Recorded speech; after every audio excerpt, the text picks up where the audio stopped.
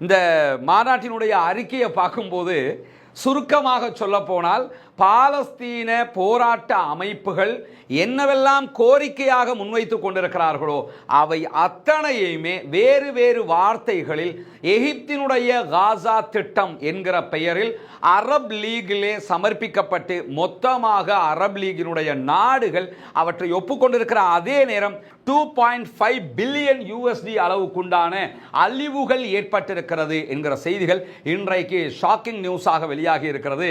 தேர்தல் நடத்தப்பட வேண்டும் என்கிற அறிவிப்பை பொறுத்தவரையில் மேபி பாலஸ்தீன விடுதலை அமைப்புக்கே அது ஒரு ஷாக்கிங் நியூஸாகத்தான் இருக்கும். இந்த அளவுக்கு அறிவிப்பாங்களான்னு அவங்க நினைச்சிருக்க மாட்டாங்க.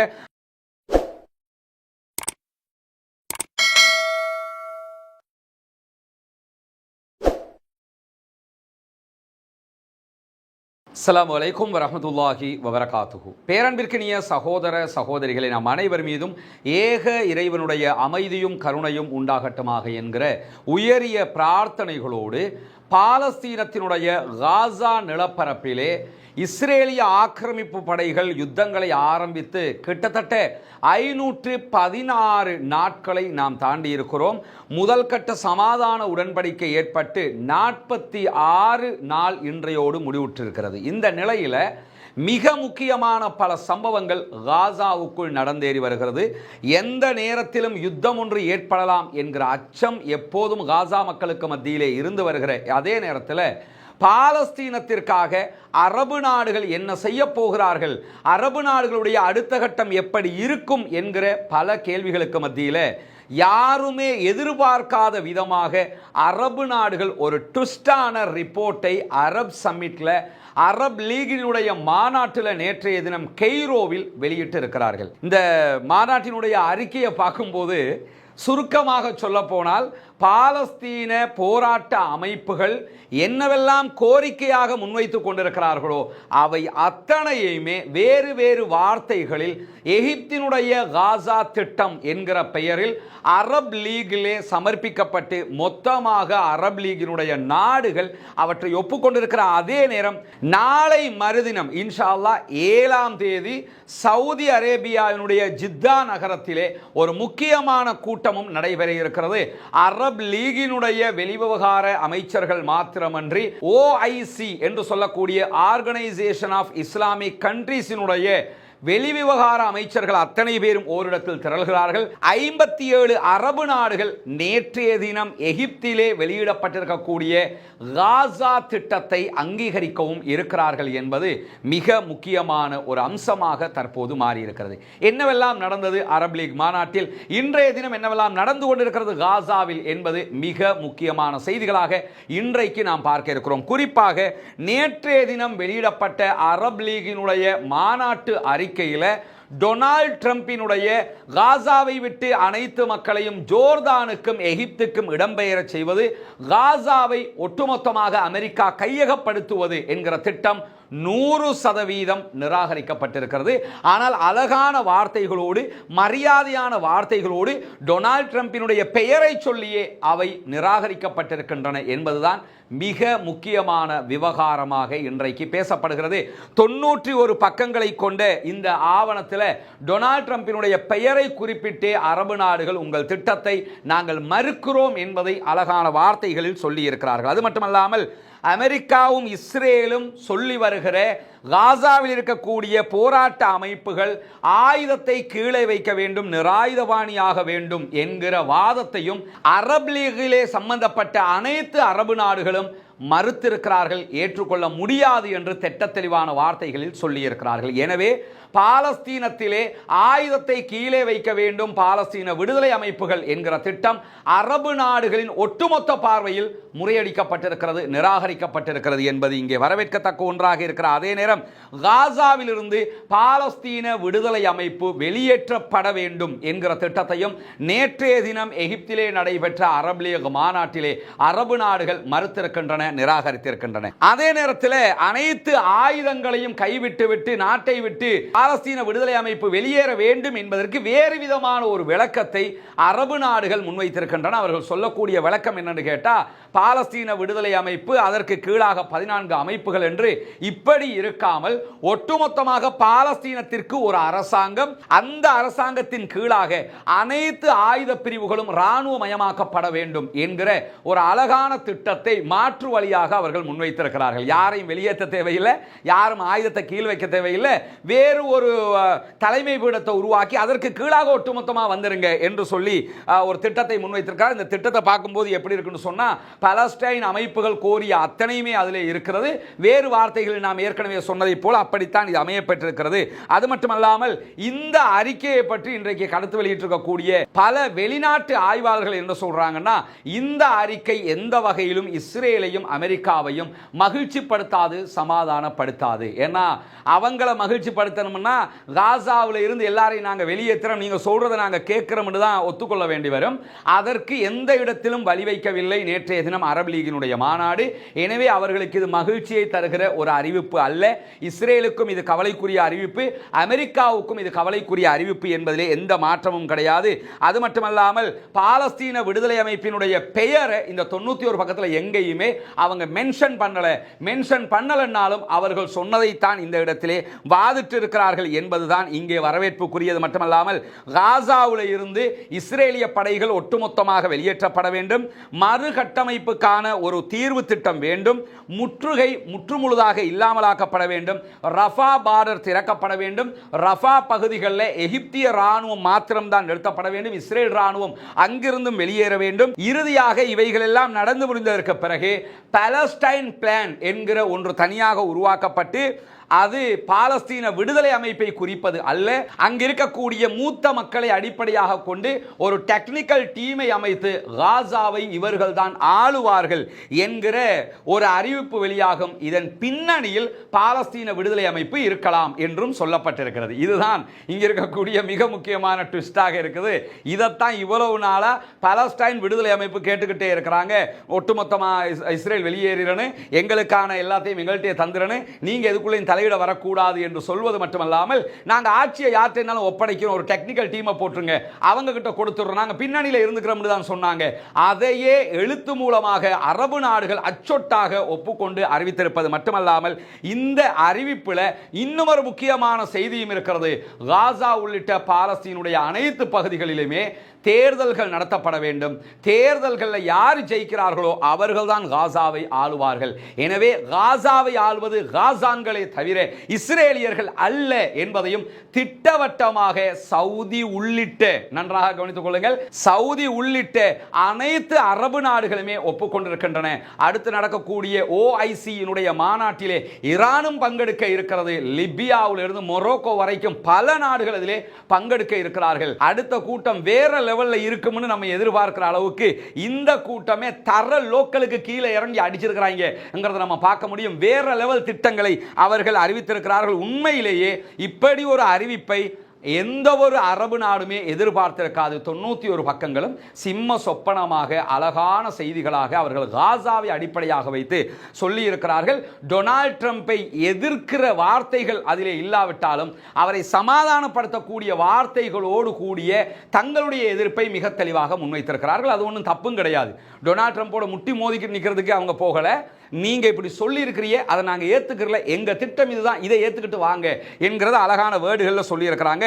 அது மட்டுமல்லாமல் இந்த திட்டத்தில் மேலதிகமாக இருக்கக்கூடிய செய்திகள் என்னன்னா, முதல் 6 மாத காலத்துக்குள்ளாக தற்காலிக வீடுகள் அமைக்கப்படும். நேற்றைய வீடியோவில் நம்ம சொன்னது போல அதற்கு பிறகு 2 கட்டங்கள், 2.5 வருடம் என்று 2 கட்டங்கள் நடைமுறைப்படுத்தப்படும். இந்த 2.5 வருடம் என்கிற 2 காலகட்டங்களுக்குள்ளாக காசா ஒட்டுமொத்தமாக டெவலப் செய்யப்படும் என்பதோடு காசாவிலே ஒரு துறைமுகம் அமைக்கப்படும். அதே போன்று காசாவிலே 2001 இஸ்ரேலிய ஆக்கிரமிப்பு படைகள் அழித்து நொறுக்கிய காசாவினுடைய ஏர்போர்ட் மீண்டும் கட்டமைக்கப்படும். இதுவெல்லாம் ஒரு ஏர்போர்ட்டை உருவாக்கிட்டாங்கனாலே திரும்ப என்ன ஆகிரும்னா, சர்வதேச அங்கீகாரத்துக்கு மிக வலிமையான ஒரு பகுதியாக அது மாறிடும். ஒரு ஹார்பர் மிக தெளிவாக வந்துருச்சுன்னா ஒரு நாட்டுக்கான பல தேவைகள் அங்கே நிவர்த்திக்கப்பட்டுவிடும். அதையெல்லாம் அவங்க மிக துல்லியமாக திட்டத்திலே கொண்டு வந்திருக்கிறார்கள். சுமார் $52 பில்லியன் இதற்கு தேவைப்படும் என்கிற செய்திகளை நாளையும் இதற்குரிய உதவிகளை சர்வதேச ரீதியில் திரட்டுவது என்றும் அரபு நாடுகள் அள்ளிக் கொடுப்பது என்றும் முடிவு செய்யப்பட்டிருக்கிறது.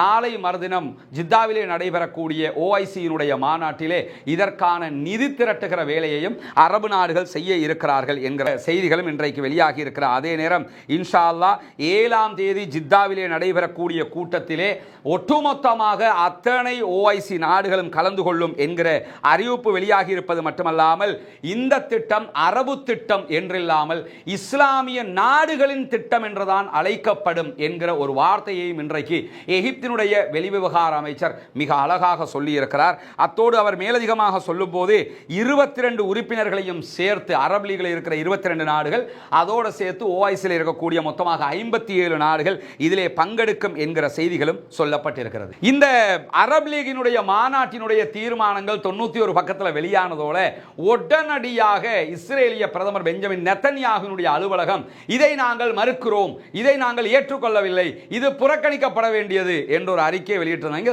ஆல்ரெடி ரெடி பண்ணி தான் வச்சிருப்பாங்க. வந்ததோட என்ன செஞ்சிட்டாங்கன்னா உடனடியாக இந்த அறிக்கையை வெளியிட்டார்கள். 91 பக்கத்தை படிக்கவும் இல்லை, அதில் இருக்கிறது என்னன்னு தெரியவும் இல்லை. என்ன இருந்தாலும் பரவாயில்லை, நாங்க சொல்றதை நீங்க கேளுங்கடா, நீங்க சொல்றதை நாங்க கேட்க மாட்டோம் என்கிற பாணியில் அமெரிக்கா எங்களோட இருக்குதுங்கிற தைரியத்தில் இந்த அறிக்கை அவர் என்ன பண்ணியிருக்கிறாருன்னு கேட்டா வெளியிட்டிருக்கிறார். இந்த அறிக்கைக்கும் எகிப்து உடனடியாக பதிலடி கொடுத்திருக்கிறார். அதான் இங்க கவனிக்கணும் என்னன்னா எகிப்து இவ்வளவு கெத்தா நிற்கிறாங்கிறது ஒரு முக்கியமானது. எகிப்திய வெளிவிவகார அமைச்சர் அப்துல்லா அவர்கள் இன்றைக்கு இதற்குரிய பதிலை கொடுக்கிற போது என்ன சொன்னார்னா, இஸ்ரேல் நினைப்பதையெல்லாம் செய்வதற்கு அரபு நாடுகள் தயாரில்லை, நாங்கள் சொல்வதை இஸ்ரேல் இந்த விவகாரத்தில் கேட்க வேண்டும், நீங்க சொல்ற மாதிரி எங்களுக்கு ஆடிக்கிட்டு இருக்க முடியாது என்பதை மிக தெளிவாக சொல்லி இருக்கிறார். நெத்தன்யாகுவினுடைய அரசாங்கம் தேவையற்ற பிடிவாதத்தையும் தீவிரவாதத்தையும் கையிலே வைத்துக் கொண்டிருக்கிறது. எங்களுக்கு அவர்கள் நினைப்பதையெல்லாம் செய்து கொண்டிருக்க முடியாது. சுதந்திரமான பாலஸ்தீன அரசாங்கம் இல்லாமல் இஸ்ரேலுக்கோ அதனுடைய பிராந்திய நாடுகளுக்கோ எந்த விதமான நிம்மதியும் ஒருபோதும் இருக்காது என்று அவர் மிக தெளிவாக சொல்லி இருக்கிறார். நீங்க சுதந்திரமா நீங்களும் இருக்கணும்னா இஸ்ரேல் நிம்மதியா இருக்கணும், எகிப்து நிம்மதியா இருக்கணும், ஈரான் நிம்மதியா இருக்கணும், ஈராக் நிம்மதியா இருக்கணும், சவுதி நிம்மதியா இருக்கணும். யார் நிம்மதியா இருக்கணும்னாலும் பாலஸ்டைன்ங்கிறது ஒரு நாடாக மாறினா மட்டும்தான் நிம்மதியா இருக்கலுமே தவிர அதை இன்னும் பிரச்சனை பண்ணிக்கிட்டு இருந்தீங்கன்னா யாருக்குமே நிம்மதி கிடைக்காது. உங்களுக்கு நிம்மதி வேணும்னா அவங்களை தனி நாடாக ஆக்குறதுக்கு ஒத்துக்கிறீங்க என்று சொல்லி தனிநாட்டு கோரிக்கை இதிலே முன்வைக்கப்பட்டிருப்பது மிக முக்கியமானது மட்டுமல்லாமல் எந்த ஒரு அரசாங்கமும் சர்வதேச சமூகத்தின் மீது தங்களுடைய விருப்பத்தை திணிக்க கூடாது. நீங்க நினைக்கிறதை எங்களுக்கு வந்து திணிக்க வராதியே, நாங்க நினைக்கிறதையும் உங்களுக்கு திணிக்க மாட்டோம், காசாவுல செய்வோம் என்று சொல்லி இன்றைக்கு எகிப்தினுடைய வெளிவிவகார அமைச்சர் ரொம்ப போல்டாக பேசியிருக்கிறார். அவருடைய பேச்சை பார்க்கும்போது ஈரானுடைய முன்னாள் ஜனாதிபதி இப்ராஹிம் ரைசி அவர்கள் இருக்கிற நேரத்தில் அவரோட இருந்த அப்துல்லாஹியன் அவர்கள் வெளிவிவகார அமைச்சராக இருந்தார்.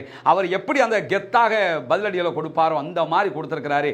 உண்மையிலேயே பாராட்டுக்குரிய ஒரு விவகாரம் என்பது மட்டுமல்லாமல் இந்த மாநாடு முடிந்ததோட எக்ஸ் பக்கத்தில் நிறைய ட்விட்டர் போட்டு கொண்டிருக்கிறாரு ஐநாவினுடைய பொதுச் செயலாளர் ஆண்டோனியோ குட்டரஸ்.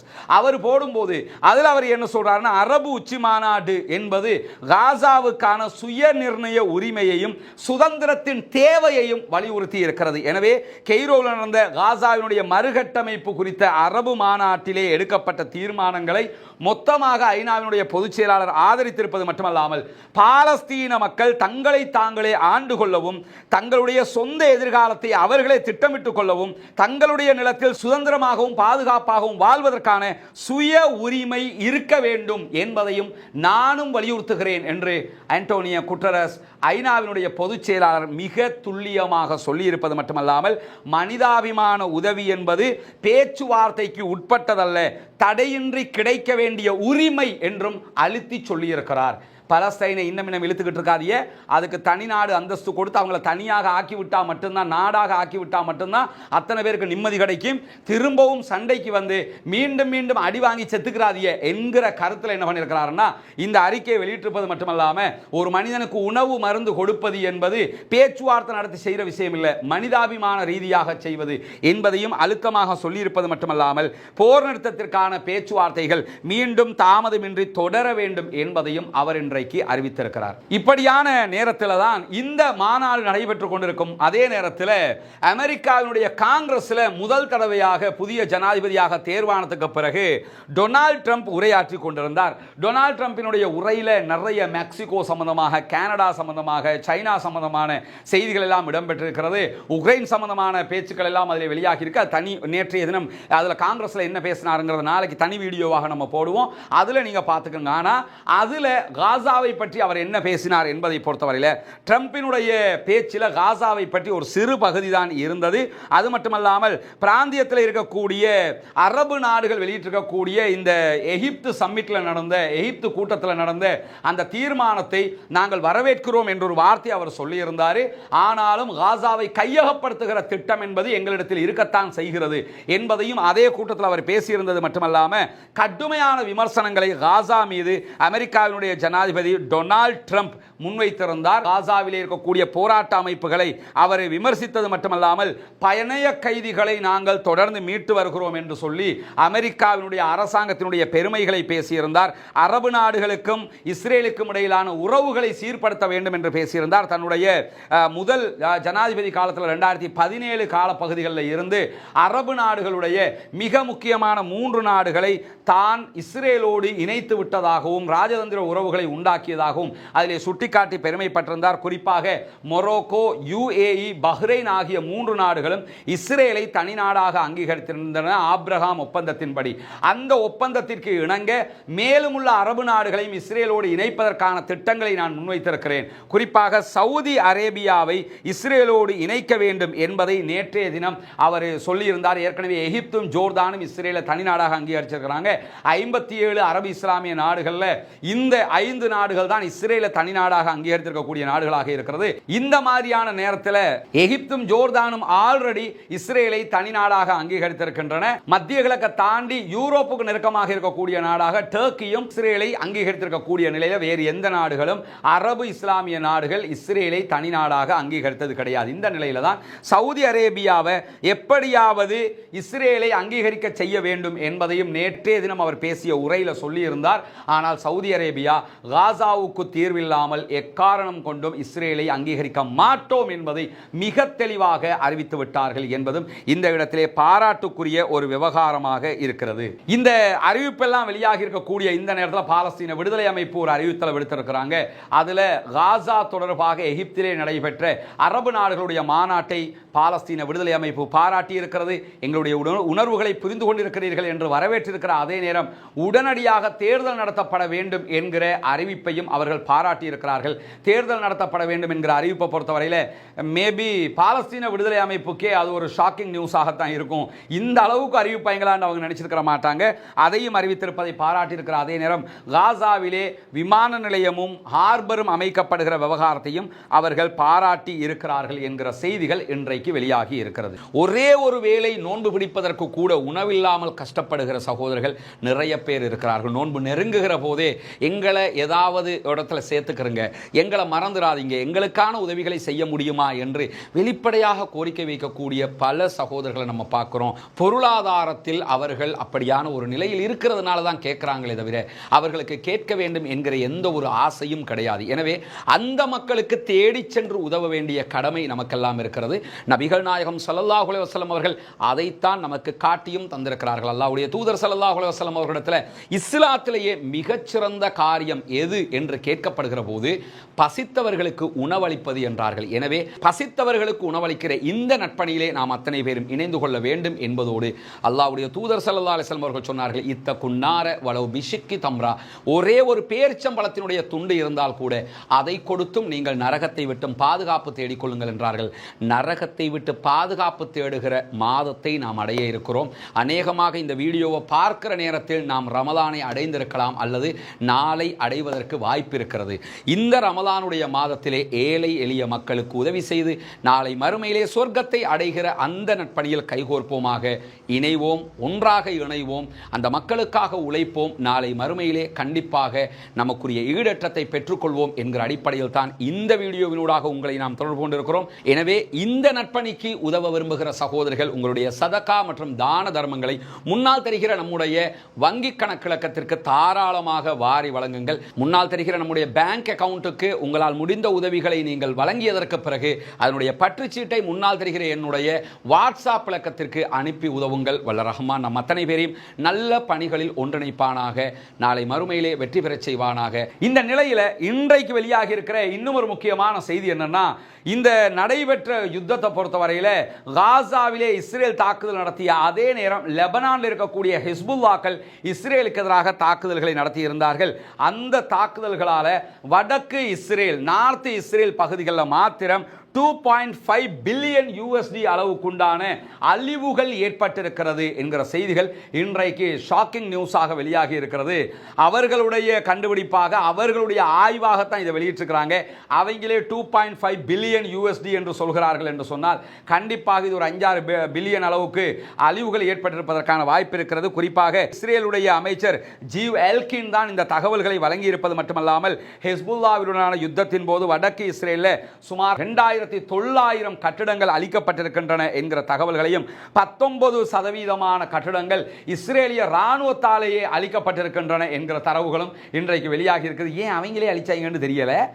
மற்ற ஹிஸ்புல்லா அழிச்சிருக்கிறது ஒரு கணக்கு, ஆனால் 19% கட்டிடங்களை அந்த கிறுக்கு பயல்களை அழிச்சிருக்கிறாங்க என்கிற ஒரு தகவல்களும் இன்றைக்கு வந்திருக்கிற அதே நேரம், தங்களுடைய வீடுகளை விட்டு வெளியேறியிருந்த வடக்கு இஸ்ரேலில் மட்டும் வெளியேறியிருந்த 67,500 பேரில் 19,000 பேர் மட்டும்தான் மீண்டும் திரும்பி இருக்கிறார்கள். இதுவரைக்கும் அவர்கள் மீண்டும் ஒரு யுத்தம் வரலாம் என்கிற பயத்திலேயே இருக்கிறார்கள் என்கிற செய்திகளும் இன்றைக்கு வெளியாகி இருக்கிறது. எனவே இன்றைக்கு வெளியாகி இருக்கக்கூடிய மிக முக்கியமான செய்திகளாக இந்த செய்திகள் தான் காணப்படுகின்றன. அது மட்டுமல்லாமல் காசாவில் இருக்கக்கூடிய பாலஸ்தீன விடுதலை ராணுவத்திற்கு தொடர்ந்து கத்தார் உதவி செய்து வருகிறது என்கிற ஒரு குற்றச்சாட்டை இன்றைய தினம் இஸ்ரேலுடைய ஷின்பத் முன்வைத்திருக்கிறது. அதற்கு எதிராக கத்தார் ஒரு கண்டன அறிக்கை வெளியிட்டிருக்கின்றன. அது தொடர்பான முழுமையான விரிவான காணொலியை நாளைக்கு வெளியிட இருக்கிறோம். அதில் நீங்கள் பார்த்திருக்கிறீங்க. உண்மையாகவே கத்தார் பாலஸ்தீன விடுதலை ராணுவத்திற்கு எவ்வளவு உதவி செய்கிறது, எந்த அளவு தூரம் செய்திருக்கிறது, இப்போது செய்கிறதா இல்லையா என்பதை நாம் அதிலே தெரிந்து கொள்ள முடியும். எனவே இந்த செய்திகள் தான் இன்றைக்கு இடம்பெற்றிருக்கிறது. பாலஸ்தீனம் வெற்றி பெற வேண்டும், பாலஸ்தீனம் சுதந்திரமடைய வேண்டும், பாலஸ்தீன மக்கள் நம்மை போன்று நிம்மதியானவர்களாக மாற வேண்டும் என்று இறைவனிடத்திலே கையேந்தி பிரார்த்திக்கிற அதே நேரம், புனிதமிக்க ரமலானுடைய மாதத்திலே அந்த மக்களுக்கு தொடர்ந்து துஆ செய்யுங்கள். சுதந்திர பாலஸ்தீனம் உருவாகுவதற்கு நாம் அத்தனை பேரும் பிரார்த்திக்க வேண்டும். அரபு நாடுகளுடைய செயல்பாடு மிக தெளிவாக இந்த அரபு லீக் மாநாட்டிலே வெளியாகி இருக்கிறது. உண்மையிலே பாராட்டுக்குரியது. அவர்களுடைய செயல்பாடுகள் வெற்றி பெற வேண்டும் என்றும் அல்லாஹ்விடத்திலே பிரார்த்தனை செய்கிற அதே நேரம், ஜனநாயக ரீதியாகவும் பாலஸ்தீன மக்களுக்காக குரல் எழுப்புவோமாக. வாஹிர் தஅவானா அல்ஹம்துலில்லாஹி ரப்பில் ஆலமீன்.